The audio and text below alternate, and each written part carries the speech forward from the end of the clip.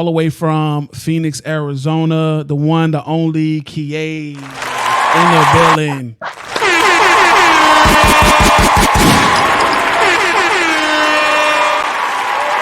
What's up, Qiayz? What's up? Can you hear me? We can hear you. We can hear you. What's up? We can hear you. How y'all feeling? We doing good. How you doing? I'm chilling, getting into this weekend, working. I've just been working a lot, networking a lot, and moving around a lot. So, same old It's same. good to have you. It's good to have you here. It's good to have you here. First of all, you are going to be on the Pretty in Pink bash, right? Yes, I am. Right. I just want to make sure. Round. So, yep, I'll be on there. We're gonna turn up. And you was just at the you was just performing at the Nick Nova versus Lil Ari battle. Did you enjoy the event? Like, did you have Nick Nova winning as well? I'm putting you on the spot like crazy right now. Yeah, I already knew Nick was gonna win. I mean, like I met Lil Ari briefly in the studio at Rich Grand Studio, and she was doing some music there with some other artists, and I thought she was the song, at least the song that I heard there that night, I thought it was a pretty dope record. I don't know all the background and whatever occurred before the any altercations or any beef that they have, but I will say, as an artist myself that's been writing for the last 20 years, they're both great artists as far as their own crafts, but they're very different with their music. And I resonate a little bit more with what Nick says in her lyrics. So, and I pick apart penmanship, man. Like I'm bad with that. Like if it's one word off or one cadence off, I'm like, nope, they gotta go back in the studio. Yeah, I think Nick Nova is a great artist. She's a beautiful spirit. She's a very pretty girl, beautiful Black woman. And she's just strong-headed, man. Like, and I love women like that too. I can't speak for the other woman because I don't know her personally, but they did great. I wasn't in the building when the battle went down, but I did watch the clips like a day later, and it was very entertaining. I think it's a very good look for Arizona, especially women in Arizona, because not only do the males in Arizona not get enough recognition, it comes down to the women who also aren't. It's like a little double standard there. So for both of them to stand in each other's face and handle that as professional as they could, I give both of them kudos. But Nick, my bitch. That's my bitch. That's what's up. So you said you weren't there for the battle. You did the young rapping dip. You hit him with the rapping dip? No. So I actually. You was booked for the Push and Quincy Scott, right? Yeah, I opened for Quincy Scott and Pusha Luck. So I actually was there earlier that day because I have my own segment that happened that will be released soon as well. Okay. No, I'm on it. Okay. Oh, okay. So you did something. Go ahead, Corinne. I'm sorry. No, it's all right. It's all right. But you were starting. So I was on the show before. There's a pre-recorded show that some artists came and did. So shout out to those artists that were there too. They're very talented. And then afterwards, it was the Nick Nova battle, and then I performed. I opened up the show. So I came back to open up the show. We went to go get some food. We was hungry. It was a lot of us there, so we was like, let's go eat, and then came back. Got you. You was about to ask something, Corinne? Did you stay for the Quincy and Push battle, or did you have to get back out of there with your celebrity? No, we stayed for the battle. You asked me earlier if I enjoyed myself. I had a good time. We had a great time, actually. A lot of people that were in the building, a lot of people were showing each other love, and we all stayed, watched the battle.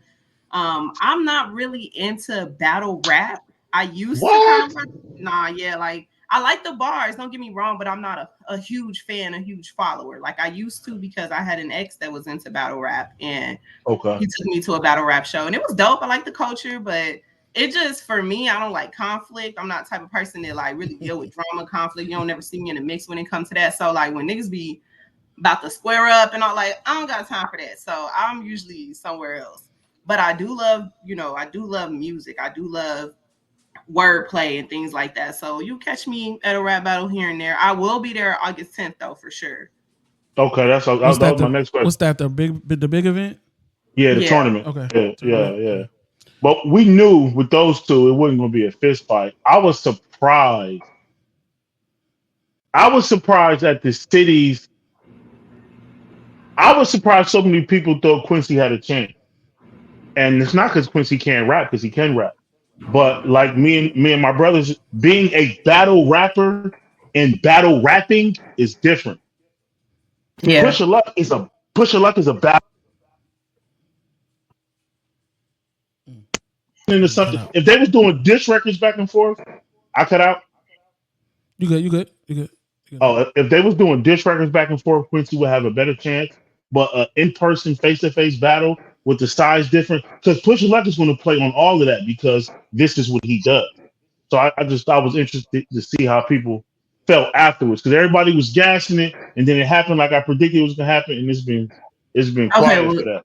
that makes sense because I didn't know. I didn't know Right, Pusha Luck right. was a battle rapper at all. But when I heard him rapping, I was like, Uh yeah, I was like, yo, he sound good, but I didn't I was just recently put on the Quincy Scott, I would say about a good month ago. hmm And shout out to both of those guys too. But I like his music. Like I Yeah, think he makes great yeah, music, like you said. Like if you don't specialize in, a certain lane, then you can't expect to have everybody come on that side, especially when somebody like Pusha Luck comes on and sounds like that. Like I wasn't even really paying attention because all the performances were happening. It was hot as hell. Like everybody kind of talking in the background until like it got to a certain bar that he said, and then everybody's like, whoa. So then you start paying attention. But I yeah. can I can hear the tone in his voice, and I'm like, this is a battle rapper. Like this is, It's hey, a specialty. Like yeah. when I was younger, a lot of boxers thought they could just beat up in them MMA fighters, and it's a different world. It looks the same. And Corey could tell you, it looks like everybody's fighting, but it's a whole different world. So if you're a boxer and you get in with an MMA guy, he might break your leg or your neck or break your arm because he's fighting with his own. He's not going to sit here and just get punched in the face. You know what I'm saying? Yeah, that's a human weapon. Right, and that's why that's rapping and battle rapping. They from the common eye, they look the same. It's a different world. Yeah, it is. Have you? Yeah. I've seen you get into it in the comments a little bit here and there, like somebody got to be overtly. But have you ever put your pen to the pad and got somebody out of there, whether they know it or don't know it, As far as like, what do you mean? like a Like diss or you like? ever took shots at somebody on a record? Hell yeah. I threw out all my music. Yeah, for sure. Like whatever. So I don't and I learned this from Beyonce. Beyonce is one of my biggest inspirations in not even just music, but just in the industry as far as how she carries herself. Mind you, I'm very conscious, I'm very aware we don't know these people, right? So I can't say like certain things, but as far as the way she responds to conflict, I love it because it just comes back in a song or she puts it on stage. It's always something small and subliminal. And that's how I rock. Like, I'll say some shit to your face, don't get me wrong. But when it comes to music, why not put it in a record? Why not put Easter eggs in a record where people who actually fuck with you know what you're talking about? And so throughout the years, like whenever there's been a situation where some bitch said some shit about me online or whatever, I don't know, whatever the fucking case, I put that shit in my music. So whether they hear it or not, I don't know. If they heard it, didn't respond, I don't know. But recently these last few months, I haven't had any reason to take shots at nobody. Like, so I don't put it in there. But in the past, yeah, I've said names in my songs. So outside of like Beyonce, what are some of your musical like inspirations or people that you kind of maybe resemble or got your style from? Who in this private chat talking shit? Talking about What'd you say? Beyonce. Oh, Wait, that's Quran. That's Quran. Absolutely. I'm standing against Beyonce. I'm pushing all scissors all the time. Well, I would say my biggest inspirations, like my legendary inspirations, would definitely be Sade. And Sade is not that's not even her name. That's the name of the band. Her name is Helen. But I would say Oh, I Oh, you I just never taught me even knew something. that. I never knew that. Yeah, you just told Yeah. me something. So Sade's name is Helen, but Oh, Sade Adu is what people call her. They think it's her name, but it represents the name Sade represents her and her band. Because her band, if you listen to her album, some songs don't even have Sade singing on them. It's just the band. So Yo, what? that's crazy. That's That's crazy. crazy. Never knew yeah. that. I never knew that. But yeah, Sade, one of my favorite artists, musicians. I've been listening. I remember singing Sade as a 3-year-old. And finding similarity between my voice and her voice because I have a really, I wouldn't say really deep voice, but I can't sing high pitch. So when I sing, it's more whispery, deeper voice, deep tones. Lauryn Hill for sure, Lil Kim, Eve was the first rapper that wasn't so, for me personally, like explicit or raunchy. And so I picked up a lot of Eve's personality as a kid. Like I was like, I don't want to, like when I come out rapping, I don't want to have my titties out and all this. Like ain't nothing wrong with it, but I was just that way. I'm still that way. So Eve was one of my biggest inspirations, and then she was working with Gwen Stefani for a while, and I was a No Doubt fan. Like I was all into Mm. it. So Eve Do stood you out. do you agree? Do you agree that with the female raps, like Eve gets overlooked way too much because I she think got big records, she could really rap, she checks all the boxes, and they always like look over Eve. I just I think that back then it was more so about the camp you came from or the camp you were affiliated with. And I feel like, with her being with the Rough Riders, yes, they were huge, but DMX was like A major, major. megastar. And Hmm. I feel like, Eve was too for us, but it just wasn't as focused on women back then. So maybe she just kind of missed that wave where her name is now legendary and brought up. I bring her up, so she's alive in my world. But yeah, I definitely feel like Eve is overlooked. She's a great MC. She's a great in what do you call it, addition to entertainment when it comes to our entertainment. And I feel like she should definitely be crowned because she did a lot in hip hop. She was working with Missy Elliott. Like, come on, that's a Yeah, legend. yeah, yeah, So absolutely, yeah, I do feel yeah. like her name gets skipped over a lot. See, I want to know a little more about you as an artist, just so I can make myself aware. Um, you're speaking towards your inspiration, like in regards to Eve. Like, what inspired you first, or like, what was your inspiration first to begin to get into music and choose this form of music, say like rap? And what is it that pushes you now to continue to do so? Because you said you've been writing for 20 years. I mean, that's a long ass time. That's longer than I eat. Like, I had to stop within a 12-year span. Like, I need a break. This shit is taxing my mental type shit. Like, it ain't easy. Niggas think this shit is easy. It's not. Like, the art part is easy, but the journey is tough. So like, what got you going, and what keeps you to continue to go? Um, I was only child for 15 years, so I didn't have I was only child in my home. Like my dad had my sister, but we didn't live together. So for me, like growing up, I didn't have my brother until I turned 15. So I didn't really have nobody to talk to when it came to like little stuff that was going on in my life as a child. And I would say around 10, I started writing. Like I started turning to poetry, but that just came with me having information overload. I used to go to a tutor, and she would make us read the thesaurus and the Bible and just books, we just always read books, and that was like our punishment. And then I started falling in love with like knowing words. And so if we didn't know a word, we couldn't just ask like, what's this mean, how you pronounce this? We had to go to the thesaurus, hooked on phonics. We had the brain quest card. You gotta, you know what I'm saying? Like I was figuring words out at a really young age. I was just in love with words and how you could say words to people and they'd be like, what's that? And so, really young, I started writing poetry. And my mom had a Columbia House subscription. I don't know if y'all remember that. I might be aging myself a All little the bit. CDs, all the CDs. Yeah. And it was my 12th, I want to say 11th or 12th birthday. She let me pick any music I wanted to pick because then I was just listening to what she was listening to. So, like Anita Baker and, like the OGs. And I just picked everybody. I specifically remember picking Bow Wow, Romeo, Eve, Ja Rule, 50 Cent, like all of those. They were all upcoming artists at the time. And I finally had got my package for my birthday, and I was sitting there listening. I think Bobby Valentino had just came out around that time, and I was listening to Eve, and I was just looking at her album cover, and it was, I don't know, like it's something that day was like, I want to be like this. Like she tough, she hard, she beat bitches up. Like I want to be like this girl. And from there, I just used to write over her. So I would listen to her music and be writing my own lyrics, but it'll kind of rhyme the same, but it'll be different words. And I'll be in my room rapping. And long story short, we ended up moving to Florida from Chicago. And I entered in the, I think, fifth or sixth grade, I entered into a poetry contest, and embarrassing, but I was the only one that entered, so I won. And that just did something for me too. I was like, yeah, I'm good at this. Could nobody even step to me. Like nobody could even get in this contest.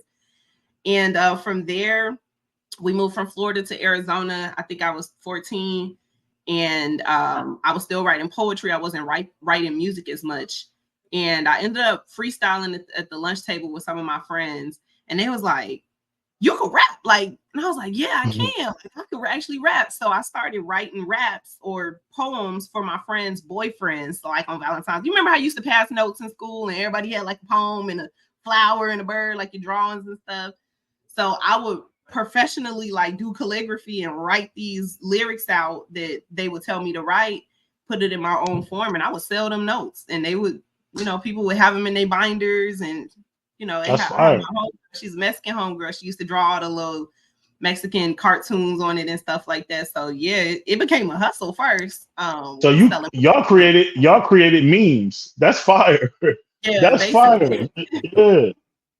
Pretty much. So and then from there, I met a homegirl in high school, and me and her was both grounded. We couldn't leave the house. We was being fast the summer before, I guess. And we started writing music. Like MySpace came about, and she was like, we should write a song. And so we named our group, what the fuck was our group? It was called The Blueprint. And it was me and this girl. She went by Lady Lyric back in the day. And her dad had a professional studio because her dad was the executive producer, and her brother played, I forgot what instrument. I want to say guitar. So we would just be in her dad's office because that was the only place I was allowed to go, and we'd be writing music. And one day I came up with Pussy Eater. Lil Wayne had Dick Pleaser. I remixed Pussy Eater, and I put it on my MySpace, and it went viral like within like a week. It went viral, but I didn't know because I was grounded, so I wasn't allowed on the computer. And I was going to school, and people was coming up to me. It was like, yeah, my name is Nike, and I need a pussy. And I was like, oh, they must have found my MySpace. Well, after my punishment was up, I hopped on MySpace, and I was sitting at, I think then at like 1.9 million plays. And it got to the point that was like the peak of it. Like it started spreading right around that time. So I would just, when you have MySpace and you meet somebody in high school or at a party or something, you'd be like, oh, this is my MySpace page name. So you'll go to their page and start clicking around their top 8s and stuff. It was so many people that I would randomly click on, and my song was on there. One of my songs out of the 4 at the time was on their page, but it was more likely the Pussy Eater. And they'd be like, hey, you the Pussy Eater girl? I'm like, oh my God, like this is crazy. So that pushed me into like doing more music, because I was like, people fuck with me. Like, even though the song is raunchy, it was like people actually think I'm good at this. And I was. But I've struggled since then up until now that I was never good enough. Like I'm doing something wrong, or I don't sound good to myself. So I think that has been one of the main things that kind of held me back, because I know I'm good, I know I'm great, but sometimes it's hard to put that out there because you don't want to draw too much attention to yourself, because I had that attention before, and it was stressful as a 16-year-old. Like I had grown men in my inbox trying to recruit me over here. I had weird bitches over here trying to recruit me. I had people from MTV trying to make me sign deals, and my parents didn't even know I was rapping about pussy eating. They didn't even know I could rap. They didn't even know I was recording myself under the bed making music. So it was like, and I was grounded. So, and then you're gonna put a song out like this. I was trying to go to the house parties. Like I wasn't worried about MTV. So it was. How did you when they first heard Pussy Eater? Oh, my parents didn't hear Pussy Eater until I was an adult. Oh, sorry. Salute. My mom ain't hear my crazy shit when I was a teenager either. Till I was way older. My mom don't like it at all, but my dad fuck with it. He's like, yeah. He's like, my mama think I'm cold. I ain't gonna lie to y'all. My mama you cold? My mama think I'm nice. I ain't gonna lie to you. Yeah. Something going on with your audio, Karan. I'm not sure exactly what it is. Qiayz, you sent in 3 records. Do you have an order and you want to play these in? I sent in 5. Hold on. Shit. I must have missed one. It's 2 separate emails. Okay, I missed the email. I have to. I don't have an order though. You could do whatever you want. All right, I'm gonna play a record. I'm gonna just play one of these records. I'll look for the other email, and then we're gonna talk some more with Qiayz. This record is called Tony. Let's get it.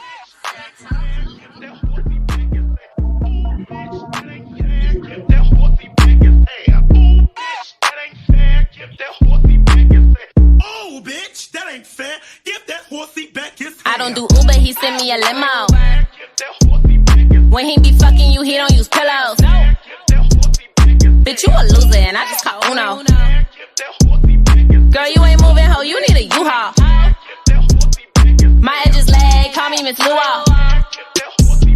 He eat these groceries, he never leave food out. You can't get close to me, this ain't no duo. Wanna be fucked with me, but you a goofball.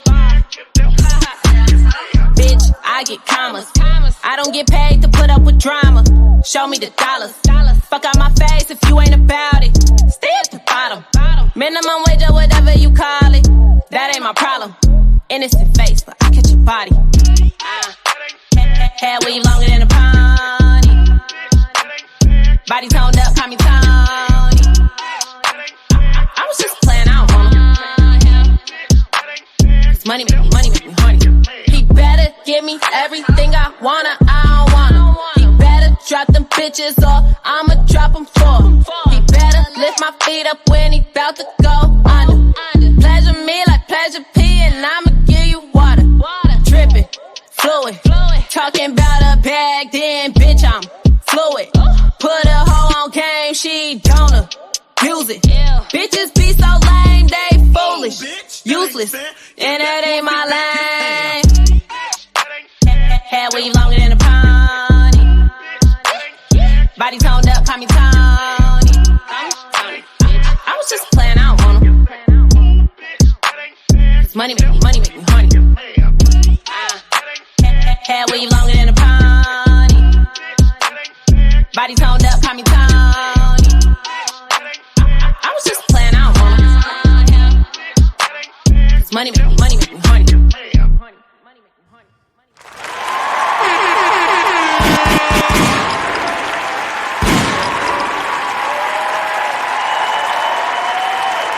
Okay. That was Qiayz, Tony. I have heard that record before. Of course, that's why I chose it first because I recognize that record. I like that record. I know when we worked together on that, when Chief was doing those low key, it was like a little Tiny Desk type shit without a band. That was one of the songs that you performed on there. There was something I wanted to talk to you about specifically, and it kind of piggybacks off of where Corey was leading you into. There was a moment in your career where you kind of stepped away from making music, and I believe it. Correct me if I'm wrong. I believe it coincided with you having a stint out where you were living outside of the country, outside of America. Tell us a little bit about like what drove you to kind of step away from the music when you did do that. Yeah, I actually have stepped away from music a few times throughout my career. But the most recent time I stepped away for about 1.5 years, maybe even 2 years, after going to Guam. Well, it was really before I went to Guam, I kind of went away. So the timelines are very confusing because the music that I drop usually will kind of play for years. I don't have to really drop. I don't want to say I don't have to really drop anything because you do have to continuously drop. But in my case, when I have dropped music, it has had longevity. So people are a little confused on the timelines, like, why you quit doing music? And then next thing you know, I'm back doing it. But really, I had quit for 4 years. It's just that song was still popular. But I did quit. I definitely quit, like completely was like, fuck this shit. I'm done. And honestly, it's really just because I was in touch with nature. Like I got to the point where it was like a lot of this shit don't matter. You know, coming from a small town, like, yeah, you know, Phoenix is one of the largest cities, but for me, I've been here so long. I know so many people everywhere I go. Like, I be on the highway and people be blowing their horn at me, like, okay. So it's like, yeah, like people really know me out here. And it just started to feel claustrophobic. Like, it just started to feel like, I don't know, like I just needed a rebrand. I was just really in a lost space in my life at that time. And I went off to Guam and I reconnected with God and I reconnected with myself. And I think it was just the time for me to grow up again. You know, we continuously grow up. So I think it was just a space that I needed. And I took advantage of that. And I learned a lot about myself in that time. I learned a lot about what type of music I want to make, what kind of people I want to be around. And I came back and I wasn't going to do music. I went to IT school. So I finished doing that and I was happy with that. And I don't know. It's the motherfuckers in Arizona that love me. That sometimes I be wanting to beat their ass because they in my inbox like, you gonna let this girl take over? You gonna this bitch crack? Like they sending me all these new artists that have been, you know, doing their thing in the valley, and people sending me their page, and I'm going to their music liking it. Like I'm like, oh, yeah, she hard. Like I ain't never no hater, so I'm just like, yeah, she kind of tough. Like they're like, nah, kids, we need you back. We need you back. We need you. Like so, I'm just like. Niggas gonna need, man. That actually made me not want to come back even more. I'm like, man, fuck them. I don't care if they need me back. And it was Trap. He was like, he seen me out and he was like, why you playing, sis? Like, why are you playing around? Trap is one of my main producers. He produced That's Key and bands and a whole bunch of other music that we got coming. But he was like, why you playing, sis? Like, you know you ain't quit. You know you like you bullshitting. He was like, just hit me up when you ready. So we had already recorded That's Key before I had quit music, right? And I was like, yeah, man, let's drop it. Let's just drop it. Let's just see what happened. And I was just welcomed back into the culture like nothing ever happened before. So I'm like, you know what?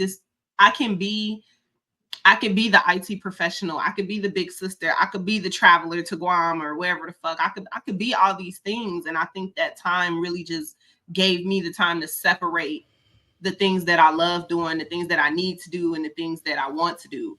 And at the end of the day, music fell in all three of those categories. So I can never quit. I could never quit. That's fire. See, yeah, and like just like you said, like I had assumed that that record, That's Key, was something that you knew that you had worked on when you decided to start making music again. But that's just from the outside looking in. How was it living outside of the country? Like, was it, cause me personally, like I'm scared to even leave the country cause I'm scared of not being able to get back in. But how was that living outside of the country, living in Guam?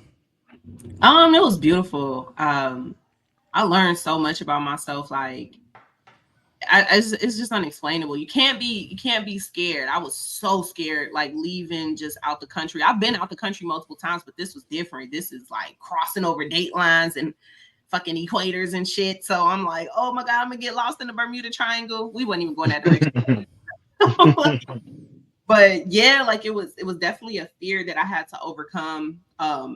Traveling by myself. Usually I go with my family, my friends, like it's always somebody, but this was just me. This is just Nakia by herself traveling across the country and contracted to work for a certain amount of time. So it wasn't like I could just, all right, when I get tired of this, I'm gonna go home. Like, nah, you gotta push through. And I set myself up that way because I was having trouble with pushing through things and finishing projects and finishing things that I said I would do. So I figured, well, if I lock myself up somewhere, I'm going to have to do it. Like, I'm that type of person. I have to kind of be forced to complete something.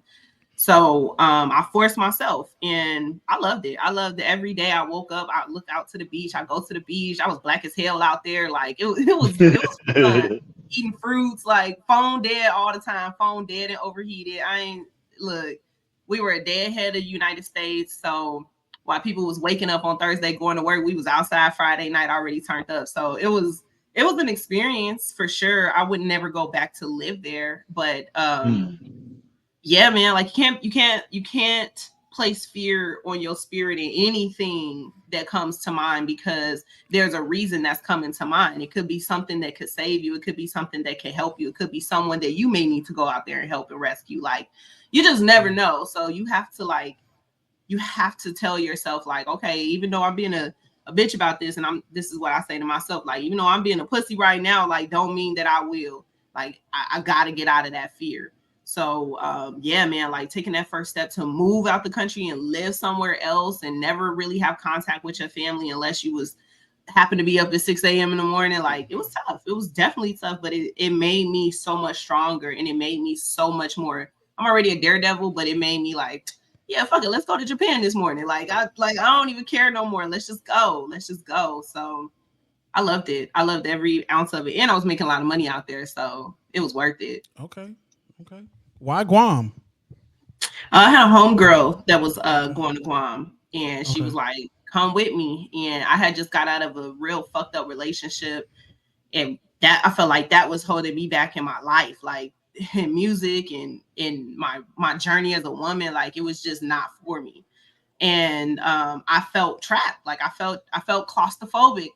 It was just everything happening at that time. And you know, my family wasn't in the best position, and I was like, I got to do something. Like, I have to do something to make more money. I have to do something to get away from everyone. Like, I just needed that getaway. So Guam was the location. It wasn't picked out or anything. It just happened to be what came up, and I went. Shit, niggas. How trash a nigga gotta be for you to spin the globe and then just be like, wherever my finger lands? That's what I was thinking. That's crazy. Wherever my finger land, nigga, I'm out of this bitch. Okay. That's fire though. That's really fire. I admire that. That's brave as shit, because Guam is an island. If y'all niggas don't know, Guam is an island over there on the other side of the fucking world, near the Philippines and all of that stuff. I guess near is relative, but it's not really near there. But that's just crazy. That's not crazy. That's just super brave to me. I think that's super dope that you would take that leap of faith and go over there, because I'd be fucking scared. Appreciate it. I'm taking you with me next time I go. I'm trying to get these niggas to go to Australia with me. These niggas don't want to go to Australia. Absolutely. You want to go to Australia? I don't play with bugs, bro. They got the biggest bugs. You said why? I'm not well, playing. Really, I want to go to New Zealand, because we actually have a following in New Zealand. Like, a lot of artists that send us music in New Zealand that show us love, or send us music from New Zealand that show us love. So I want to go over there, to kind of put our feet on the ground and kind of meet some of them. But well, let me know when y'all go there, because I've been saying I want to go to New Zealand too. Australia though, but New Zealand, I could stay in one little area. Because you might have a thing, because them niggas was saying, because especially Corey was like, nigga, I'm not going to Australia. Why not Australia? What's wrong with Australia? It's just, so when I was in Guam, a lot of people, Guam is a military island. So there's a lot of different military guys that come through, whether it be Navy, what's the other one? Marines, not so much like Army and Air. Well, some of the Air Force guys were out there. It's a huge military island. So in that particular city I was staying in, it was called Tamuning is where I was staying at. There were like, United States bases and things like that. So a lot of that's like the pit stop before you get to Japan or Philippines or Australia. So it's kind of like that in between.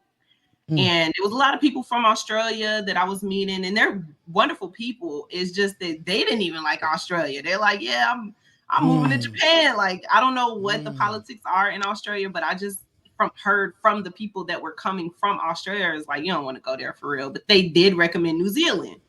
So I just, but you can't go off of other people's experiences at the same time. It's that same fear, don't let people build fear in you. So I'm not saying it's a bad place to go. It's just, I would suggest that it wouldn't be a good place for me to go.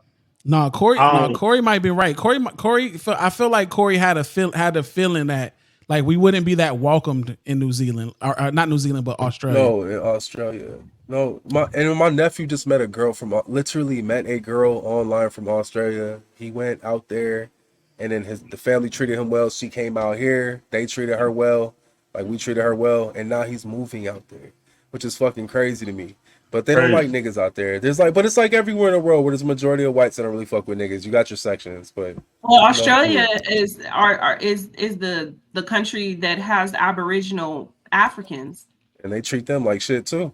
I mean, when they treat us all like shit in every country, even where we originate from, the darker you are, you know. But I mean, we haven't been there, so we can't speak for all of it, you know. Personally, in all seriousness, I don't want to go because I don't fuck with bugs, and they have the biggest bugs in the world. It's not happening. I was waiting on that. I wasn't gonna be the first one to say it, but look, I'm cool, bro. You seen them spiders, the tarantulas? Like, I can't even do the locusts outside right now, so I'm not about to go up over there. Cool. Yeah, no, I'm not gonna lie, y'all niggas should have led with that. Y'all niggas should have led with that. I tried to get podcast deep, but it didn't work. Yeah, y'all niggas would have took me right out of that trip. Right out of that trip. Rules like we got coyotes. I'm good. I'm cool. Yeah, no, I'm cool. It's okay. Cool. I don't like the rat jumping around. I'm fine. I don't like the bugs we got here. I'm cool. Yeah, no, I'm cool. That's fire. Karan, was you about to ask something? Yeah, I was the only I have limited desire to leave my country unless it's island based. Fiji, Bora Bora, Aruba, something like that. I really don't have no desire to go to Australia, New Zealand, Denmark, and Gulf. I haven't learned everything about my culture. I don't even need theirs. That's just my small minded opinion. Maybe Africa. I'll fuck with Nigeria, Kenya, something like that, but nah, I'm cool. I see how they did BG. They didn't want to let BG come home. And she having a baby. Oh? Brandon Griner. Oh, Brittany Griner. You act like she was, he said, and she, all right, I'm not dealing with Karan today. You see I feel like there's a lot of behind the scenes stuff that we don't know about when it comes to like crossing country lines, because I almost didn't make it back home from Guam. My dumb ass lost my ID 2 days before I was scheduled to come back. And in order to leave, you need a birth certificate. And in order to get my birth certificate, I would have had to wait 6 weeks because everything is, cargo is carried by ship. Or even if you got it express, it's still going to take about 4 weeks because you just have to wait. Like it's certain things that happen. So, with media being involved and her being a famous athlete and things like that, you just never know what's really going on behind the scenes. Like she might got a letter spelled wrong on her birth certificate. Like you just don't know. It's reasons why customs act the way they be acting because they locked her up. I remember they locked her up. Yeah, like she got locked up, and that's another thing in Guam. If you have to be real careful, and see, a lot of people don't know this about other countries because they go different places with the same mentality of where there from. Like, I get in a fight, they just gonna throw me in jail overnight. No, if you would have gotten a fight in Guam or got into any altercation where the police were involved, you have to go to prison for a year before your case. Shit! Shit! Hey, bro, you got it, bro. You got it. No, you a bitch. Hey, facts, bro. Facts. Yeah, no, we see that a lot on the island. Like the military guys will be fighting because they drunk. They'd have been on these ships for months, so they get off and things get a little buck wild, and then they're with the locals, and the locals know that rule, so they would try to get the Americans in trouble. And without knowing that, they'll be fighting them back and be locked up somewhere. But it's just different rules all across the world. Like you have to research where you go. Mm-hmm. Yeah, so we might be seeing it from one perspective, but it actually might be some law behind this shit that we don't know from whatever country she was in. Like it's just all type of crazy stuff to be going on, y'all. But yeah, I found my ID. I prayed to God. I was like, yo, I'm out of here. I'm ready to go. It was an earthquake. I'm like, if this island sink, nobody gonna know till the next day because we a day ahead. I would already be underwater. Like it was like it's crazy, like being overseas and really knowing where you are, like knowing those laws, those locals, like, and hearing stories that you'll never hear in the States. You just learn a lot. So yeah, you just never know what's going on behind the scenes. They could be holding her because she American. They be holding her because you just never know. They just have more authority and power when you're in their territory versus in the States. That's facts. So that's facts. So for time reasons, we probably will only be able to get to 2 more records. So I'm gonna let you pick the next one. Which one do you want us to play? You can play Dance Like and the Champagne.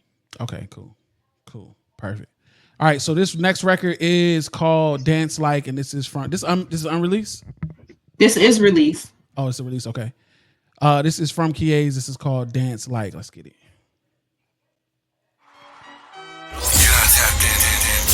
To the Caps and Crowns podcast, the realest platform for music reviews. He know we can move like that.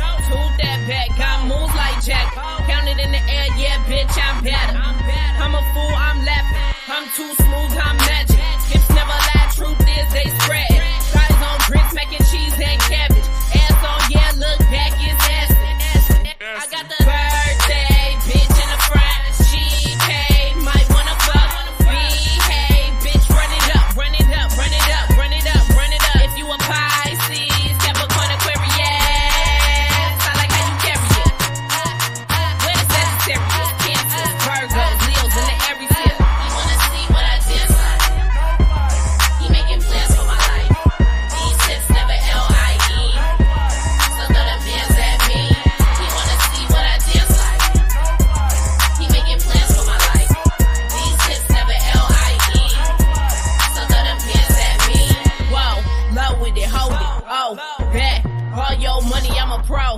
Yeah, she jelly, let us toast. Buttercream color whip on the West Coast. I don't like it with the top. I'm already hot. I just had to quit my job.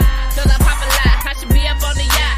Popping on the squat in Jamaica. Walk one. Me that yacht, me that yacht. Birthday, bitch in the front. She paid, might wanna fuck. Behave, bitch, run it up, run it up, run it up, run it up, run it up. If you a Pisces, Capricorn, Aquarius, I like how you carry it.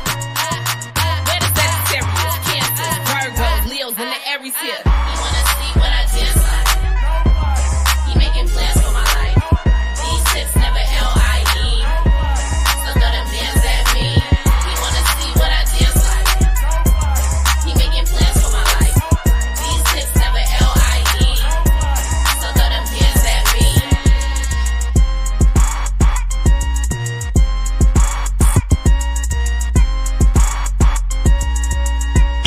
Damn, son, where'd you find this?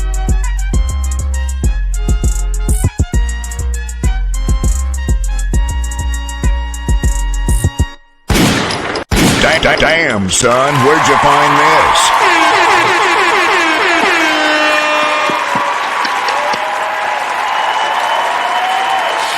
Yeah.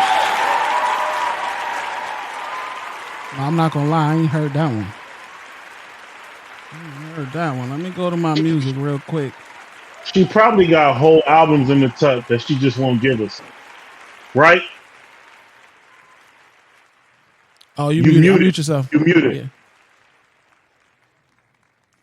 My bad. Yeah, so that song's out. It dropped in April, produced by Nove the Zoner. Me and Nove got some more stuff coming too, but yeah, that song's been out for a while. He told me he had a beat for me. I heard it, immediately thought like this sound like some block party shit, and made it into like a little turn up song. So Oh, this is your latest record. Okay, got it. yeah. Got it. If you don't mind me asking, what's your nationality? Oh, I mixed with a whole bunch of stuff.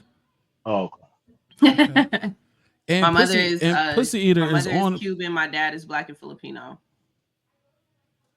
Pussy Eater is on the platforms too. Yeah, Pussy Eater. You wrote this song when you was how old? Pussy Eater? Yeah. Before I was getting my pussy ate. Because I just feel like can we even listen to that song the right? Like, you know what I'm saying? I mean, Would you write it different now? Would you write Pussy Eater 2 differently from that one since you've had experience?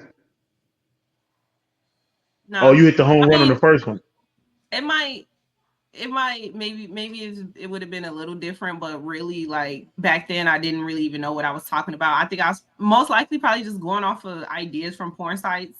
Like, and just, you know, just hearing it in other music. Like, it wasn't hard to recreate because Lil Wayne kind of had already set the tone. But yeah, not it is what it is.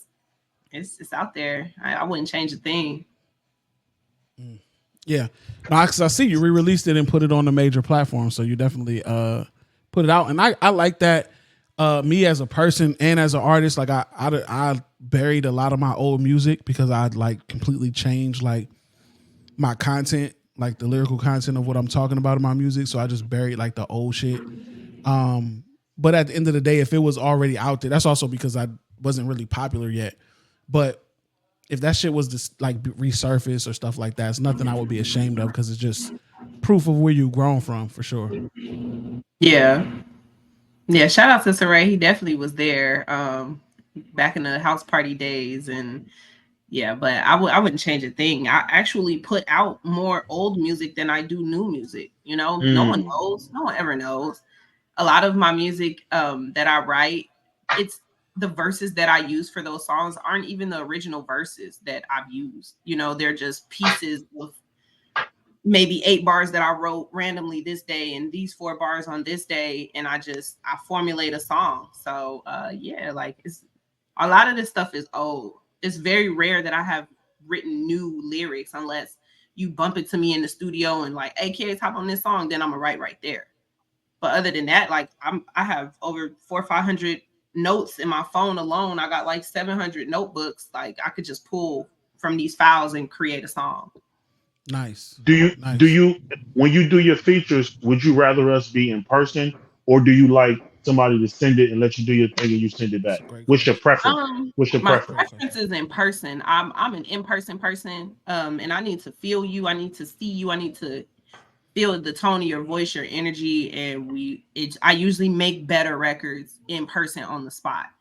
But I have had music sent to me, and Hmm. it's not the best experience because one, they're not using my engineer, so they don't know my voice as well. It's so many things that go into like sending it online. So it gets done, but it never comes out as great as something in person. So I it's a get lot that. of it's a lot of selective politics. Have you ever been in a situation where you want to do music with somebody, but you don't want to like rub somebody else the wrong way, or you like fuck it, that's y'all shit. I like this record, I'm on it. Like what's your history with that? Um, I mean, it depends, it just depends. If it's not my record, then they could do whatever they want to. But I tell you this, if the record's not put out within 3 months, I'm taking my verse. Mm, Oh, okay. mm. You pull your shit back. Yeah. So if they do put it out, 9 times out of 10 it's coming out after I've already used my verse. So now you look crazy because you told me you ain't fuck with it. You told me you was doing this with it. You said like, I don't let people shelf me. I can shelf Okay. myself, but I'm not about Okay. to let you take a verse from me and then shelf it. No, I'm gonna take my verse back and put it on something that it relates to. So maybe you just never put the song out or you find somebody else. But I mean, I'm on a move here. So Damn, I need to put out these features. Then I got some Corey features that I ain't put out. I got a few other niggas. I need to put these features out because these niggas probably looking at me the same way you looking right now. They're like, yeah, this nigga verse on bullshit, man. I'm taking my verse back, nigga. Man, shelf for That's crazy. niggas, man. I ain't think about it like that. I put niggas on the shelf. That's crazy. Are there any artists? I don't want to say local, but any artists that are in the scenes that you can touch, that you want to work with, that you're looking forward to working with? um I've kind of worked with everyone that I've wanted to work with here. Usually those get done pretty quick. I know I have some people that are sending me features. Now I know I'm gonna have more after the Matty Ice videos drop. 100%. But honestly, it's about the energy. I don't pick people unless I've been around their energy. And I'm like, I want to work with you. But yesterday I Yeah. was in the studio. I don't know if you ever heard of this girl. Her name is Vella Sounds, Vella with a V. Mm-mm. Haven't. Pristine artist, beautiful woman. Like, yeah, we're gonna get some. I ain't even gonna say much because I don't even want y'all looking her up. Trying We the lookup kings. but Bella Sounds Niggas, is her name. It's too late And for I that. think she's a dope boom bap neo soul type of artist. She's very young, beautiful, and I think she's very unique. And she helped me get through the time that I'm going through right now. Her song, when I walked in the building, just spoke to me, spoke to my spirit, and so that's what makes me want to work with her. And then of course Nick Nova, don't play, K Renee, and Frosty. I've had time to spend with them and get to know the them, the members, individuals. the And members. yeah, I want to get on some music with them for sure. They hard. Okay. Okay. All right. I have a question for you. You're signed to a label, and they open the budget up for you to get whatever artist or artists that you would like on a record, so you can give them a summer smash. Who are you calling? Smash. They need a summer Hers are single so from you. generic. Okay. That's what the label's gonna say. That's the generic. We need a summer smash. Summer Smash. I'm going with Or Sweetie. not even that. Not even that. We just need a hit. We need a hit record from you. A hit record from you. Go ahead. I'm going with Sweetie. I don't care what nobody say about Sweetie. One thing about Sweetie, when she has that same effect. When she drops a record, it has longevity.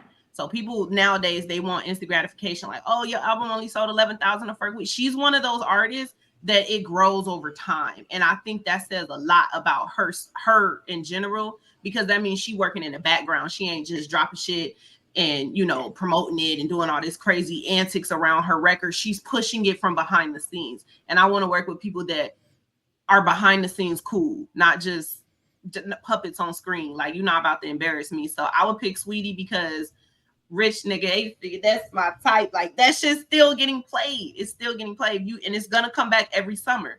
Same thing with Sexy Red. She's got that type of music. It's gonna come back every summer, no matter what people think or feel about her. It's that type of music. So if I wanted to get a summer hit, shout out to Sexy Red. Yes, I would get one from her, and I would get one from Sweetie because they're gonna be in rotation all summer. Oh yeah, these niggas jacking that because these niggas is Sexy Red groupies for sure. Yep. These niggas. All right, we're gonna play this next. Go ahead. Oh no, I had a question. I know I'm late. My name Wills. You know what I'm saying? But I don't know if they asked you this already or what I've even chimed in on. But like, what is? Because I'm an artist too. What is like your creative process, like as far as making a song and putting together a song and stuff like that? So yeah, I was just explaining that earlier. I have verses and songs and quotes and lyrics and ideas that just came to mind. I don't necessarily like just write a song, like just writing it. I just pull from something that's already there that may relate, or I'll just come up with a new idea and go off of that, or I'll pull from notebooks. But sometimes it could take 10 minutes to write a verse. Sometimes it could take 2 years to write a song. So I don't really follow any rules. I don't really live my life following too many rules when it comes to music because it's just free. And, history repeats itself. So if I was feeling a way once upon a time, I probably did put it in my phone. I know I could go back on that emotion because I saved it. I documented it. So I just pull from what I've already experienced most of the time, or what I am experiencing at that time. And I just kind of mesh them together and come up with what I come up with. Fire. We're gonna get to this last record. This one is called Qiayz and the Champagne. I'm gonna ask you to tell us about this record because I know we've never heard it. So this record is a freestyle. I know I saw somebody saying in the messages, how come she got all this low vibrational music? She seems so intelligent. I spit bars, but I also know how to make those summer smashes. I know how to make that type of music that motherfuckers want to dance to. But I do have a lot of conscious music. I do drop bars in my music. I do sit and write. And this is one of those songs where actually this song was a freestyle. I actually was in the studio with Big Baby and he played this beat. It was another guy in the studio. I thought it was his beat. I just came to visit and he's like, Qiayz, hop on this. And I was like, fuck, like I wasn't prepared to record today. And I just got on it. I just started speaking my mind. And then some of the freestyle was pulled from old notes. So this is And the Champagne. Me and Big Baby came up. Well, actually, Big Baby bullied me on this beat. And we came up with this. All right, let's get it. Big Baby. To the Caps and Crowns podcast, the realest platform for music reviews. I'm so wavy and for tridy. Bitches hate me but won't try me. You be slaving for the whitey, they be doing you like Nike. Only whores do not like me, I'm a more. I got that spicy, never fool. I like it shiny. Start a war and who gon' fight me? A body like a goddess, I'm Athena, you a modest. You a novice to my polish, you be well and I'm Muhammad. I'm too real, you just a hobbit. I just chill for real. I taught these pig ass niggas how to Hakuna Matata. And you gossiping, but that shit just turned into sagas. And your profession should assign you to my style. This shit is knowledge like, ooh, wee. You blue cause I'm me. I win in streets. High key, I believe. I'm the motherfucking chief.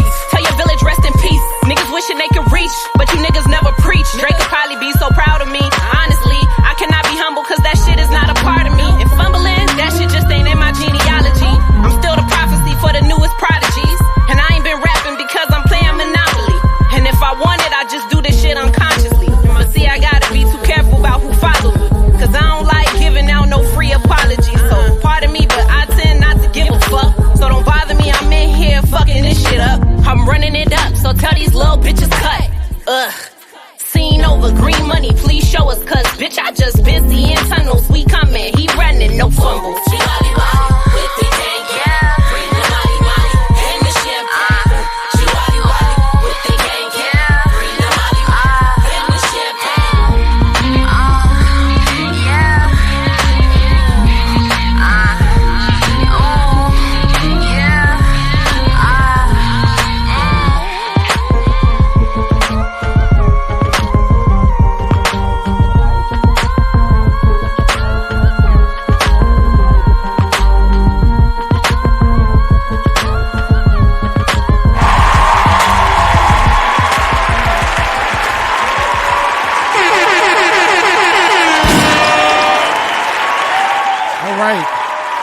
That was Qiayz and the champagne.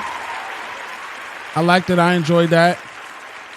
I enjoyed that. I see where you went. I see the concept of where you was going with the Uchiwali. Yeah, that's fire. I'm fucking with it. So what's new for you? What's coming? What can we expect from you coming up? Right now, I actually have a show tonight. Y'all know Monster Beast. He does the Taste of Arizona every month, so I will be pulling up to that tonight. And then August 18th, I have the Pretty in Pink Bash as well. I have some new music that's dropping and some more interviews coming as well. I'm also about to drop my merch line tomorrow, so y'all look out for that. I got some things for the guys. It's called it's a little logo that says "I eat cat."